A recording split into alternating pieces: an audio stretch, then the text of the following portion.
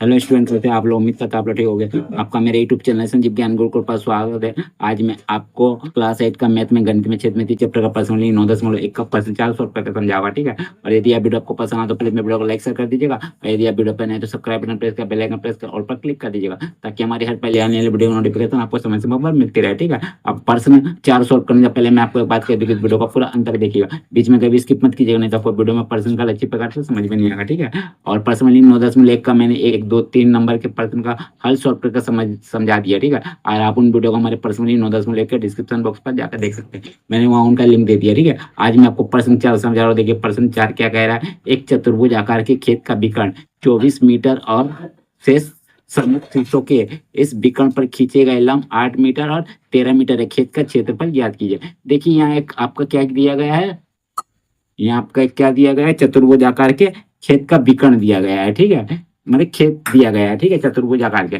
जिसका विकर्ण देखिए, जो विकर्ण है ये विकर्ण आपका कितना है, 24 मीटर बोला गया है, 24 मीटर, ठीक है, 24 मीटर, तो इसको मीटर लिख दीजिए। चलिए हो गया। उसका बाद बोला गया है शेष सम्मुख शीर्षों में इस विकर्ण पर खींचे गए लंब। देखिए शेष सम्मुख शीर्ष है, यानी कि इसके बाद के जो सम्मुख शीर्ष है इस पर इस विकर्ण पर देखिए लंब खींचा गया। ये देखिए लंब खींचा गया, ये लंब, ठीक है। मैंने सम्मुख शीर्षों पर विकर्ण पर, ये विकर्ण है आपका, नाम दे देता हूँ ए, इसको सी बी, इसको सी और इसको डी, ठीक है। ये जो आपका ए सी विकर्ण है, इसका जो सम्मुख शीर्ष है इस पर 2 लंब खींचा गया है, ठीक है। तो देखिए जो इसको दे देता हूँ ई और इसको दे देता हूँ एफ, ठीक है। तो ये जो आपका डी ई और बी एफ जो आपका लंब है, ये आपका कितना लंब खींचा गया, 8 मीटर।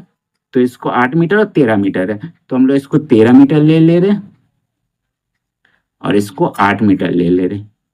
चलिए हो गया।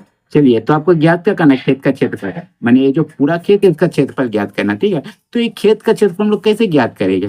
देखिए आकृति को देखने से पता चलता है कि ये जो आपको चतुर्भुज आकार के खेत है, इस पर देखिए 2 त्रिभुज आपका बन रहा है, एक त्रिभुज ए बी सी और एक त्रिभुज ए सी डी। अगर हम लोग इन दोनों त्रिभुजों का क्षेत्रफल निकाल लेते हैं, दोनों त्रिभुज को जोड़ देते हैं, तो हमारा आसानी से ज्ञात हो जाएगा कि इस खेत का क्षेत्रफल कितना है, ठीक है।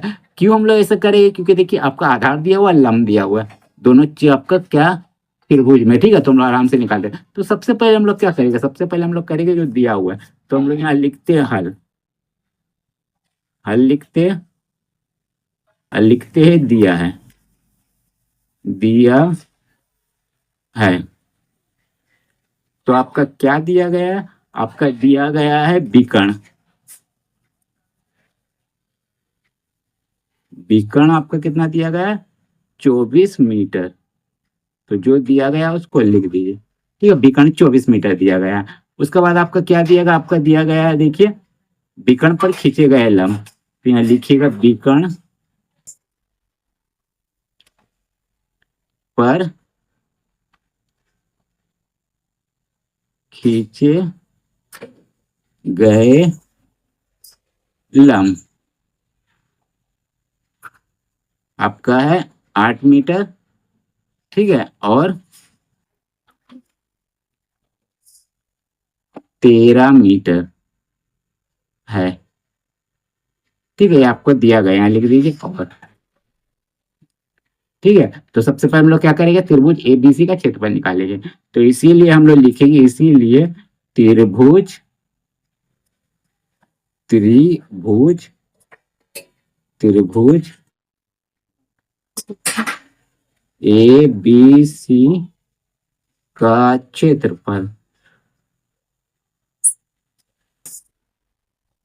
ठीक है। तो निकालते हैं त्रिभुज का क्षेत्रफल। तो त्रिभुज क्षेत्रफल का फॉर्मूला क्या होता है, त्रिभुज क्षेत्रफल का फॉर्मूला होता है 1/2 गुना आधार गुना ऊंचाई, आधार गुना ऊंचाई, ठीक है, ऊंचाई, ऊंचाई है शीर्ष लंब, ठीक है। तो हम लोग ऊंचाई लिख दे रहे हैं। चलिए तो देखिए 1/2 लिखिए, देखिए आधार आपका कितना दिया गया, 24। देखिए त्रिभुज ए बी सी का आधार 24 है और लंब आपका 8 है, ठीक है। तो आधार का जगह 24, लंब यानी ऊंचाई, लंब को ऊंचाई हम लोग गिनते हैं, ये वो हाइट ही है ना, ठीक है, 8 लिख दीजिए, ठीक है। तो देखिए 2 से काटिए, 2 चौके 8, ठीक है। तो देखिए 24 गुना 4 करिए, गुना करिएगा तो 4 चौको 16 का 6, आदमी बच्चे 4 1 दूनी 8 और 1 9, 9 मीटर 96 मीटर क्षेत्रफल निकालिए जो स्क्वायर। ये हो गया त्रिभुज एबीसी का क्षेत्रफल, ठीक है। अब हम लोग क्या करेंगे, त्रिभुज एसीडी का क्षेत्रफल निकालेंगे, ठीक है। तो हम लोग लिखेंगे इसीलिए त्रिभुज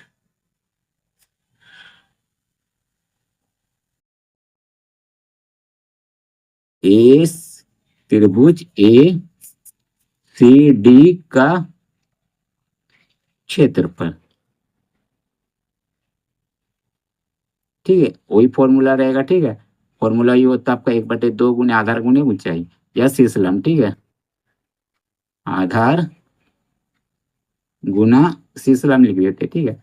शीर्षलंब, क्योंकि लम्ब आपका दिया गया है ना, तो शीर्षलंब लिख देता हूँ, ठीक है। आप यहाँ भी शीर्षलंब कर सकते हैं, कोई दिक्कत नहीं, ठीक। ऊंचाई का जाएगा, ठीक है। आप शीर्षलंब भी लिख सकते हो, कोई दिक्कत नहीं। तो 1/2 आधार आपका कितना देखिए, आधार 24 दिया हुआ है, दोनों के लिए आधार वही रहेगा, ठीक है। और शीर्षलंब आपका कितना 13 है, तो यहाँ 13 लिख दीजिए, ठीक है। 13 है आपका 13, ठीक है। चलिए हो गया, काटिए। 2 कम 2, 2 दूनी 4, तो 12 गुना 13, ठीक है। तो मैं देखिए यहाँ पर रब कर देता हूँ, 12 गुना 13 गुना करने से कितना आता है, ठीक है, करके दिखा देता हूँ। तो देखिए यहाँ लिखता हूँ 12 गुना 13, तो 3 दूनी 6, 3 1 कम 3, काटिए, 1 दूनी 2 और 1 1 कम 1, 6 3 2 5, 1 का 156, यहाँ लिख दीजिए 156 मीटर में सवाल था, मीटर लिखिए, क्षेत्रफल निकाले स्क्वायर लिख दिया, ठीक है।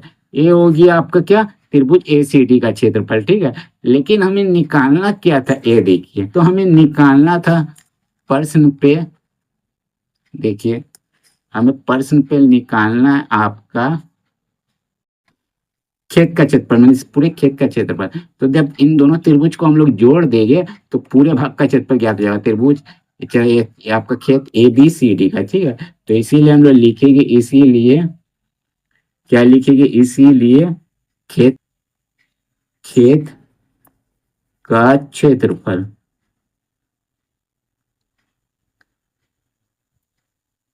बराबर हो जाएगा आपका क्या, त्रिभुज ए सी बी सी का क्षेत्रफल,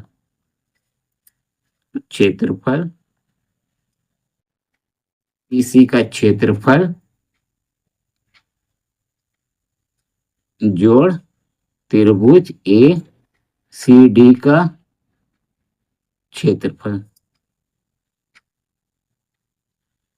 ठीक है। चलिए अब इन दोनों को हम लोग क्या करेंगे, जोड़ देंगे। तो कैसे जोड़ेंगे, तो ये पहले का आपका कितना है क्षेत्रफल, पहले त्रिभुज का, त्रिभुज ए बी सी का 96 मीटर स्क्वायर, ठीक है। तो यहाँ हम लोग लिखेंगे 96 जोड़, और दूसरे का ए सी डी का क्षेत्रफल कितना है 156 त्रिभुज, ठीक है। 156 लिख दीजिए, दोनों को जोड़िए। तो देखिए 6 6 12 का 2 बच्चा 1, 9 6 15 1 16 का 6 आदमी बच्चा 1, नहीं नहीं 9 5 14 1 15 का 5 हाथ में बच्चा 1, ठीक है। 1 और 1 2, 252 मीटर में सवाल था, मीटर लिख दीजिए, क्षेत्रफल निकालिए स्क्वायर लिख दीजिए।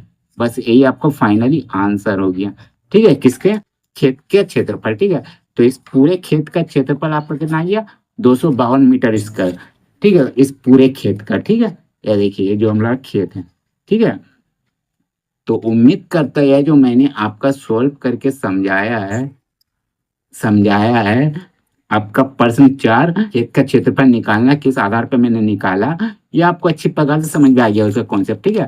और यदि आप वीडियो आपको पसंद आए तो प्लीज मेरे वीडियो को लाइक से सब्सक्राइब कर दीजिएगा। और यदि आपको वीडियो समझने में कोई कष्ट हो तो मुझे कमेंट कर सकते हैं। और यदि आपने इससे पिछले अध्याय का वीडियो नहीं देखा है तो आप मेरे संगीत प्ले लिस्ट पर जाकर देख सकते हैं, ठीक है। तो फिर मिलते हैं इसके नेक्स्ट वीडियो में, यानी प्रश्न नंबर 5 में। तब तक के लिए धन्यवाद।